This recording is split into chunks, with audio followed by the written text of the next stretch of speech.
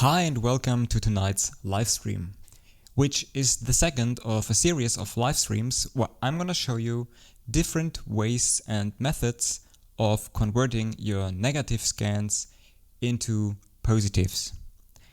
In tonight's live stream, I'm going to show you a cool tool which is actually completely free that helps you to convert your DSLR-scanned negatives, and I have to make this clear. This is only for DSLR scans, and this tool helps you to convert them from negative into positive. Okay, before we start in, I want to mention some things, and therefore we are going to the computer, but before this, let's roll the intro.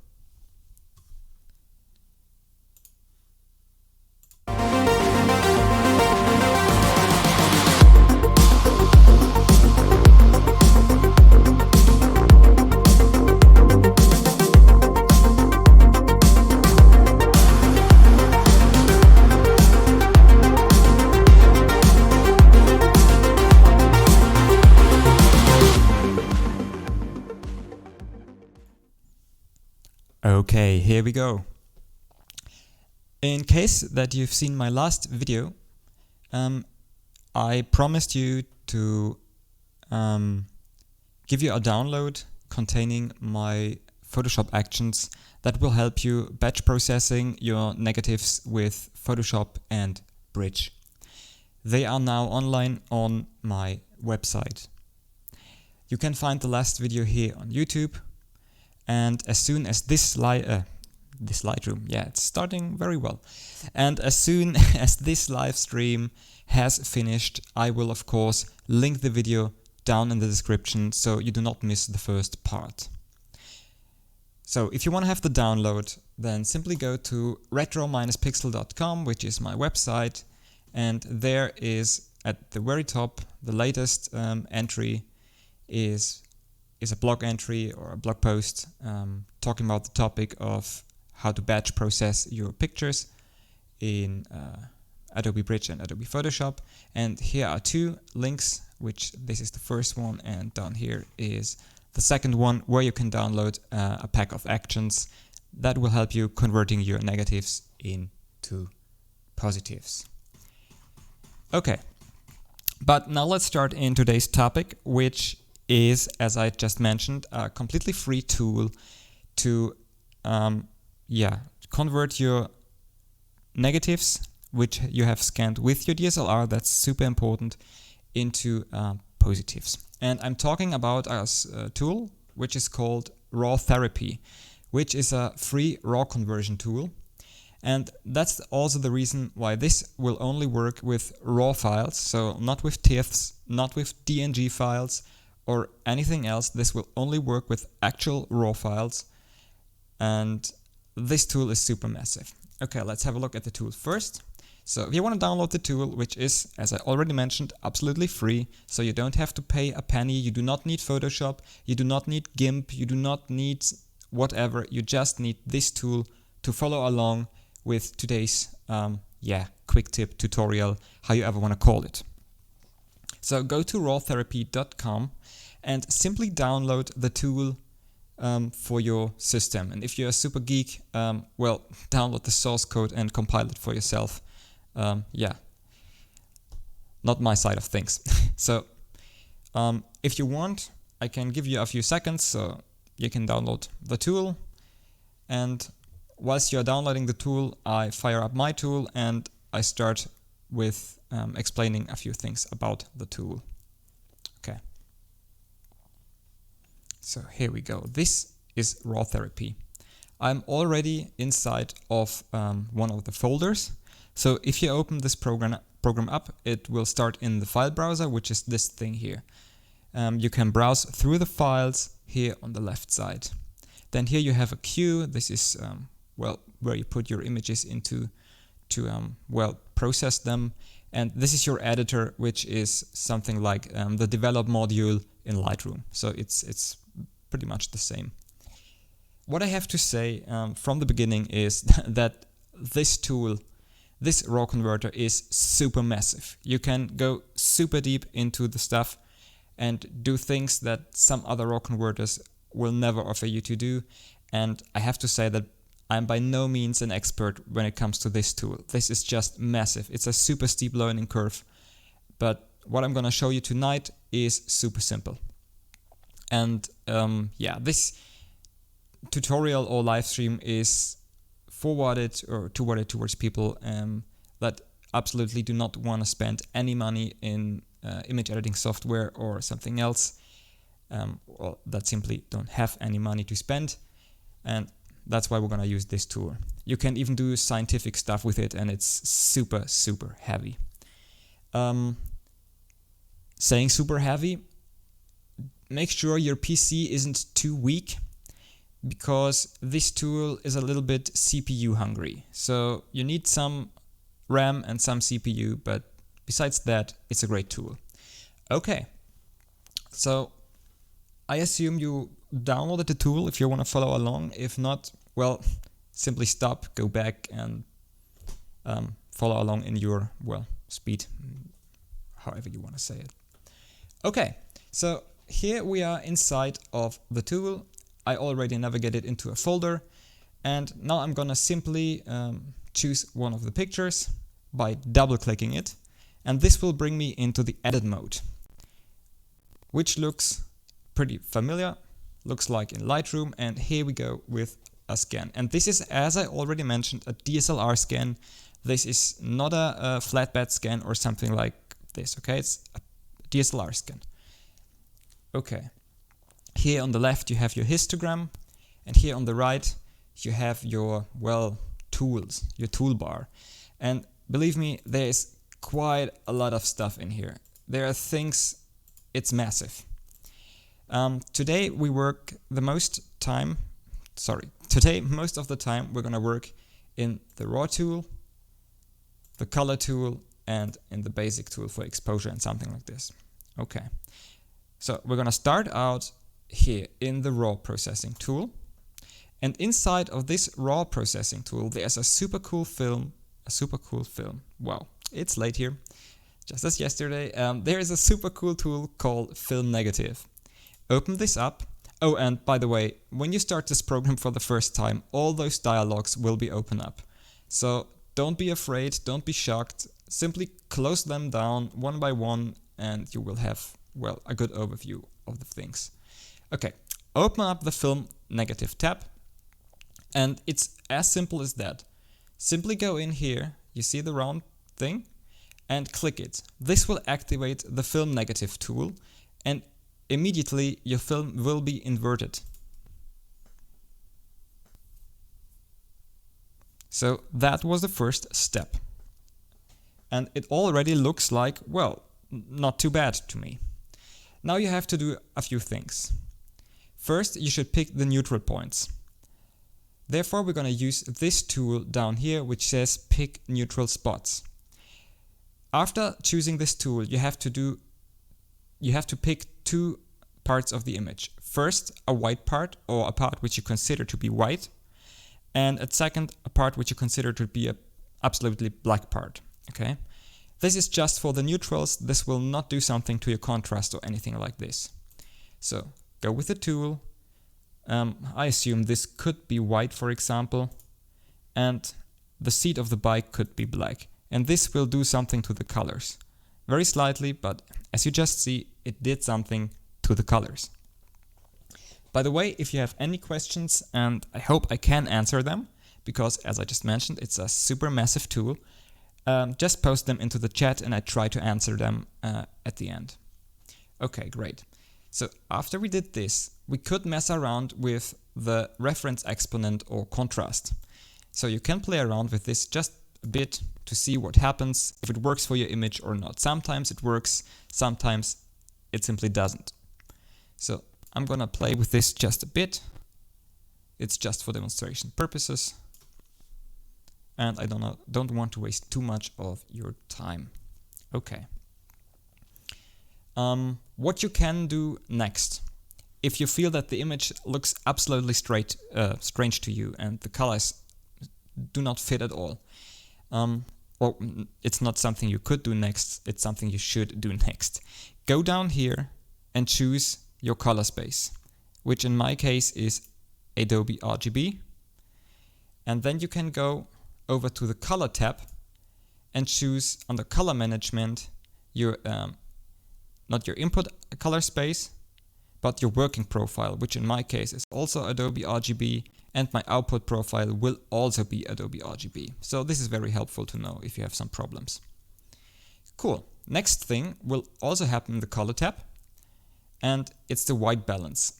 I mean, just as me, you can see that the white balance is still off and this looks way too blue, and this was a warm and sunny day, so this definitely has to look different. So open the white balance tab, choose the picker, the white balance picker, and go somewhere around, well, let's try this. Yeah, that's more to what I have in my memory. Still, it's a little bit greenish. Maybe we try over here. Even more greenish, great.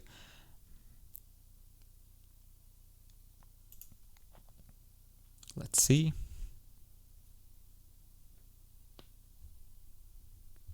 Okay. So I hope I'm still online. My YouTube just said there was an error, but I hope there wasn't. Hope you're still with me. Okay. So just in case that there was a problem with the connection, I'll repeat what I just said.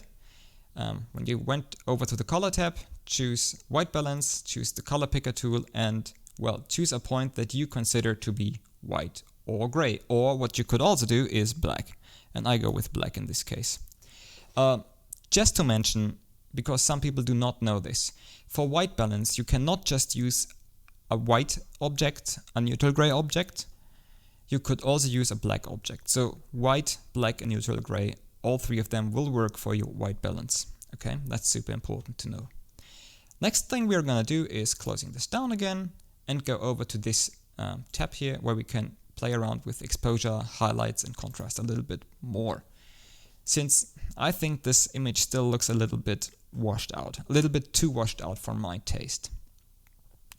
Okay, so let's bring in some contrast. Not too much, but some. Maybe like so. That's quite nice. And maybe do some highlight compression. So highlight compression brings down the blown out highlights so that they are not like pure white. So let's do some highlight compression. So you can go overboard with this, but let's do something. And here you can set the highlight compression threshold, which is, as with any threshold, the moment that the highlight compression kicks in. So I play around with this just like so. And if you still feel that the image looks too, well, flat, you could also play around with your black points, make them blacker.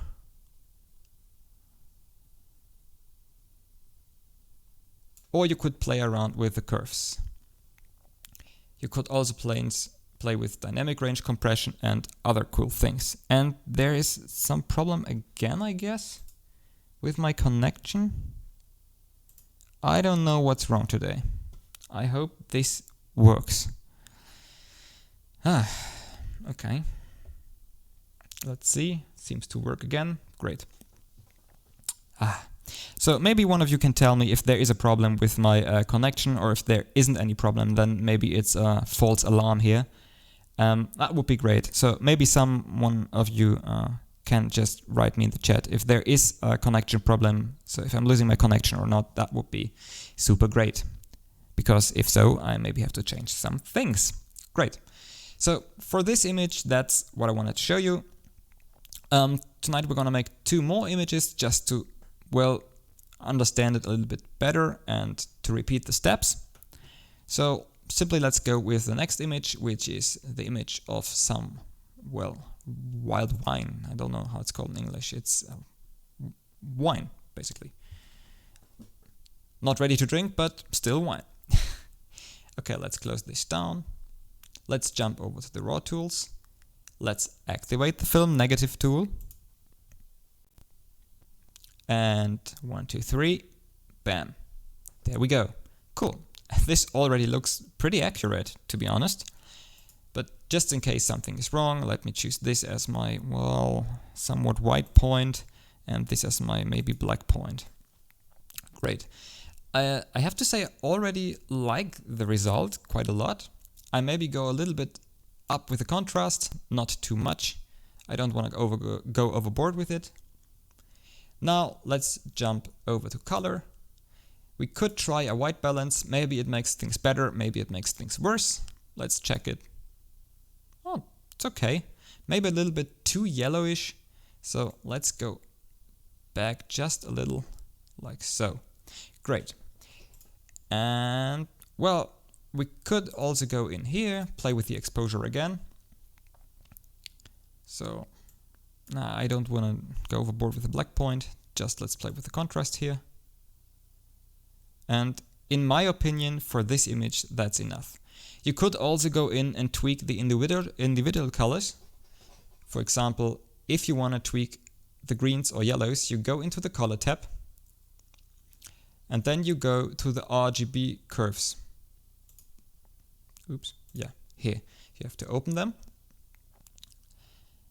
And that was just wrong, sorry.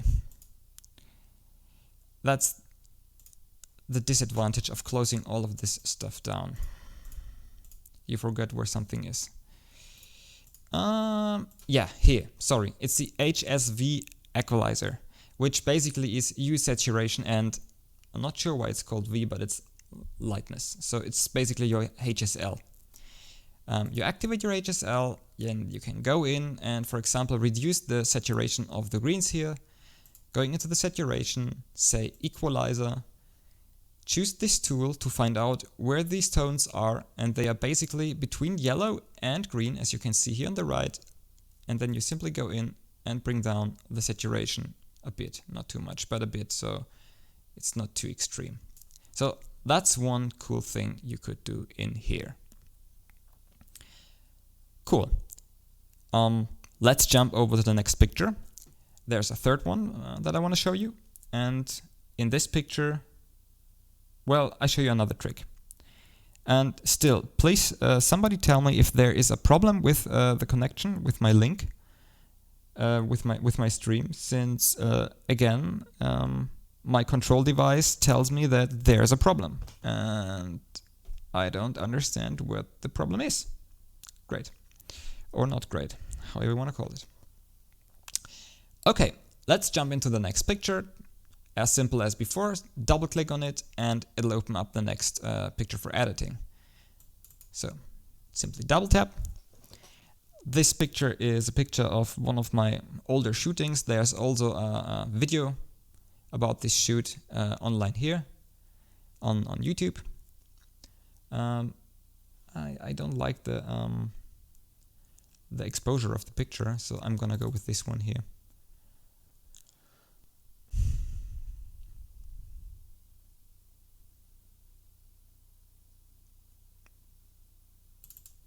Okay, yeah, that's better. Great. Okay, again, let's go into the RAW tab. And before we go on, I obviously want to turn the picture 90 degrees clockwise, which I can do here. This turns the picture 90 degrees clockwise. So let's zoom out and let's zoom back in. Okay. Now, same thing as before. Go to the negative thing here and activate it. And that's just awesome. It really does a good job in removing the yellow layer from the negatives. It's just great. It's really awesome, okay? Next thing we're going to do is picking our neutral spots. So finding a white spot in this image will be a bit tricky, but I think we're going to go with... maybe we're gonna go with her. Good question. Well, maybe we go with the blown out highlights down here, or with her pullover. Let's check the pullover first. Okay, let's go with the pullover here. And for black, I'm using her skateboard. Maybe it works. Let's see. It looks a little too cold. Okay. Nope. So let's set the neutral points again. This time I go with the blown out highlights first and with the black panties. That feels a little better. Okay, what else could we do with the image now? I already showed you the white balance stuff. We could try an auto white balance. Sometimes an auto white balance works wonders. Sometimes it doesn't. Let's try an auto white balance. If it's not working, we're gonna use the white balance picker again. So here you can choose the method and say auto. It's quite okay. I think it's okay, but we can do better. So use the picker and go for the black in the panties. Yeah, that's way better. That's absolutely much better. Okay, now what I'm gonna do is jumping back for a moment into here and raise the contrast just a tad. Okay, going back to the color tab and introducing you to a new tool, which is Vibrance, which basically is the same tool as in Lightroom or as in, well, in the camera raw converter from Adobe Camera Raw. So you go in and by pulling the slider to the left, you introduce pastel tones. So you, well, lowering the, let's say, saturation of the image. And by pulling it to the right, you're introducing more, vibrance, more vividness to the image. Let's first do this without checking protect skin tones, and then let's check if it works or if it doesn't. So let's bring the slider to the right, and let's see what happens to the image. Let's give this program a chance. Oh, by the way, you have to activate the tool. I'm sorry.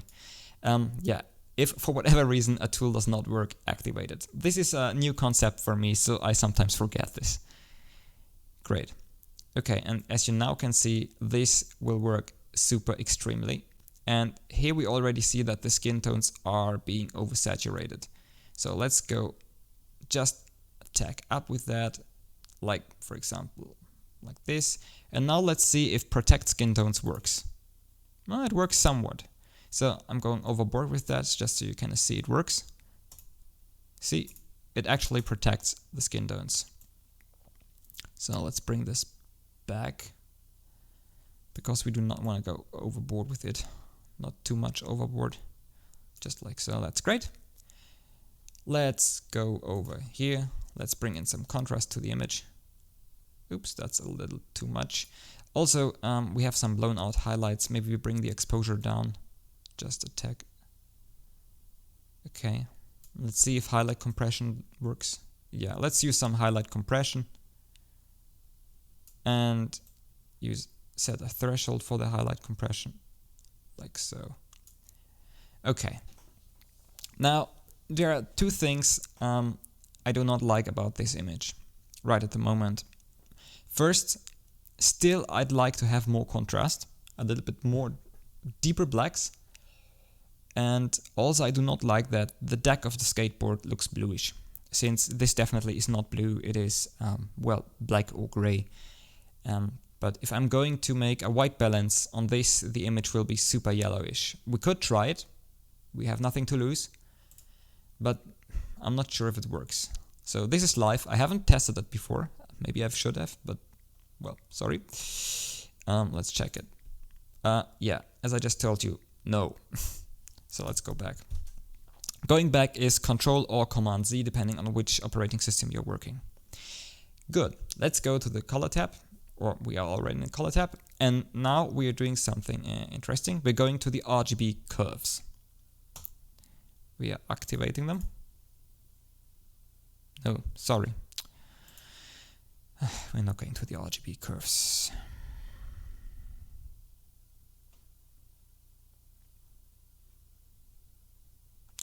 Yeah, that's the thing about live streams, huh?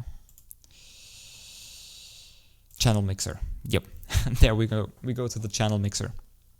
Let's close this stuff down because we do not need it right at the moment. Nope. And here in the RGB, in the channel mixer, things basically work as they would work in Photoshop. It's a channel mixer. And I'd like to introduce a little bit more magenta into my green tones. And, well, let's simply play with it.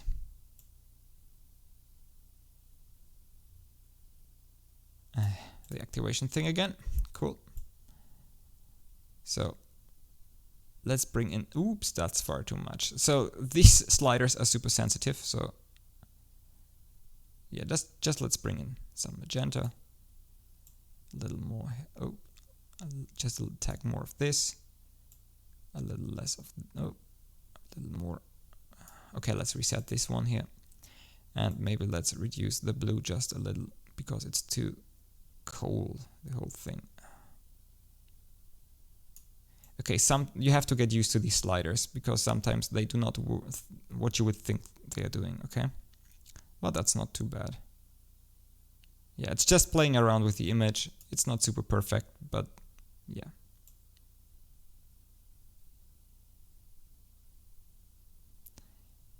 Just for you to see that here you could go in and further enhance or, well, messing up the image. In this kind, it's more like a messing up the image. I'm honest. Okay, cool. I still want to get rid of this color here. Therefore, I'm going back into the HSV equalizer, going to saturation, opening the equalizer, searching for this color. Great, it's not searching. It's deactivated. Why? Shouldn't be. Okay, here we go with the color. Oh, it's exactly the blue color, and we're gonna bring this just a little down because it's simply too much. Now this looks way better. Cool. And now we're gonna play with the blacks. And again, here you could take a sample of the blacks and see where you have to still work on your blacks and where you like them. So I wanna bring these blacks here and these blacks here a little down, and they are all down here in this area. Don't go overboard with it. All these sliders are super sensitive. Okay. I'm going in and giving some more of this here because I like it very vivid. And here we go. So without wasting much more of your time, this basically is all you have to understand for the beginning when it comes to using this tool. It's super simple to use and you can get super decent results out of it. And again, remember, this thing is absolutely free. You can go to the website, download it, and just use it. It's so cool. This is such a massive, and I mean, it's really a massive tool to use. There's a dedicated dialogue. It's just for sharpening and noise reduction and defringing, and really just check out this tool. And I mean, for an absolutely free alternative, I think this is really a great thing for converting your negatives into positives. This somehow also offers you batch processing. There at least is a batch processing dialog somewhere hidden here, which I do not find right at the moment. But I'm not quite sure that batch processing in this case will work out too great because you have to do too many slight changes to any of these pictures to make them look as you want them to look. Okay. So let me say thanks for watching. I hope you learned something at least, that it was somewhat enjoyable.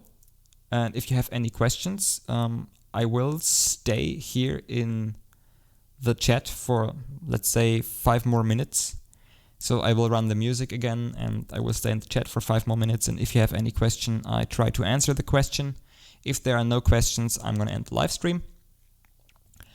And yeah. So that's it for tonight. And that's not the last video of this series.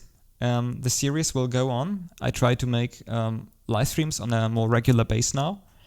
And this series is completely towards to converting your negatives into positives. And I mean your digital negatives into positives, the one you've scanned or DSLR-scanned. And there are some more methods and tools and plugins and whatsoever that I'm going to show you. And well, stay tuned. Follow my channel, hit the bell sign there so you don't miss if there's something new coming up. And important, if you visit my website for the first time, it's running away. Here we go. If you visit my website for the first time, then there will be a pop-up asking you if I'm allowed to send you messages. Please don't be afraid of it. Say yes, allowed to send you messages. Accept it twice, so first say yes here, then there will be a second pop-up thing from your browser asking if you really want to allow me to send you messages. And yeah, say yes, and then I will be able to, for example, send you a reminder that I will go online tonight or tomorrow or something like this. So I'm just gonna send you reminders. I'm not gonna send you a daily advertisement or things like that. It's just for new videos or new blog articles or something like this, just for the interesting stuff. Also, don't be afraid of commenting under my posts. It seemed to me that people are afraid of commenting under my posts because there's written something. Let's go down. Here is written that the following GDPR, General Data Protection Regulation, blah blah blah, are accepted, and it tells you that I'm gonna store your data and that I'm gonna, how to say it, it's written here, that I'm gonna store and use your data. The point is, every blog's doing it. Every blog that is using WordPress is storing your data as soon as you make a comment. The thing with the GDPR, which is generally active in the European Union, is I have to tell you that I'm going to do it, and you have to, well, give your consent before you can post a comment. So don't be afraid of this sentence, please. It's not hurting you.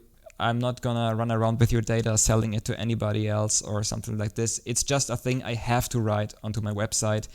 And yeah, I'm just telling this because somebody actually asked me why this is written there and what I'm going to do with his data. I'm not going to do anything with your data. I'm not interested in selling it, in sending you crappy emails or something like this. I'm just, well, I have to write this there due to the General Data Protection Regulation, which is, yeah, a thing here in the European Union. So again, thanks for watching. I'm staying in the chat for a few minutes. And if no questions are coming up, I'm going to end the live stream. Have a good day, evening, night, whatsoever, and see you in my next stream. Bye.